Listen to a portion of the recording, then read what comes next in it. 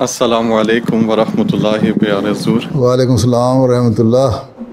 میرا نام اماد احمد ہے اور میرا سوال ہے کہ جب ہم اسکول کے بعد ایک دوسرے شہر جاتے ہیں اسٹڈی کرنے کے لیے، کیا تو ہم نے اسکول کے بعد کیا کرتے ہیں؟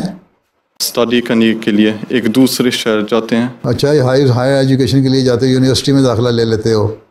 اچھا، پھر کیا کرتے ہو؟ کون سی چیزیں دیکھنی ہیں ادھر جا کے؟ کون سی چیزیں دیکھنی ہیں؟ پہلی چیز تو یہ دیکھنی ہے، تم یہ دیکھو کہ تم ایک احمدی مسلمان لڑکے ہو، اور ایک احمدی مسلمان لڑکے کو کیسا ہونا چاہیے؟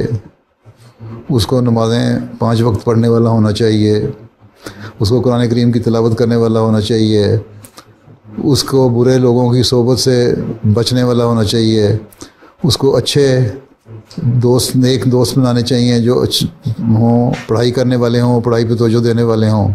یہ نہیں ہے کہ آوارہ گرد قسم کے لوگ جو کینٹینوں میں اور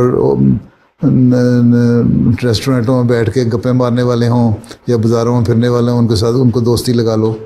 پڑھنے والے لوگ جو لائبریری میں بیٹھ کے پڑھنے والے ہیں، محنتی ہیں اور ہوشیار ہیں، ان سے دوستی لگاؤ، چاہے وہ عیسائی ہیں، چاہے وہ یہودی ہیں، چاہے وہ ہندو ہے، چاہے مسلمان ہے یا احمدی مسلمان ہے، ٹھیک ہے؟ لیکن اچھے دوست بناؤ، اور اچھے دوستوں کی دوستی سے فائدہ ہو، ان کو پھر اپنا نمونہ دکھاؤ۔ اگر نماز کا وقت ہو گیا تو اس کو کہو بھی دوست کو کہ بھئی میرا نماز کا وقت ہے، میں نماز پڑھ کے بھی آیا، اس کو بھی پتہ لگے کہ تم دیندار ہو، اور اس پہ ایک نیک اثر ہو تمہاری صحبت کا۔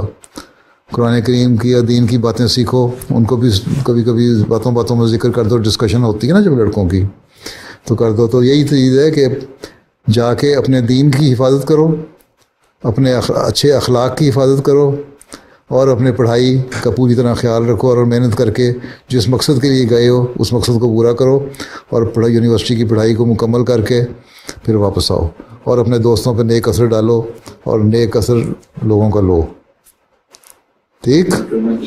جی انشاءاللہ۔ چلو۔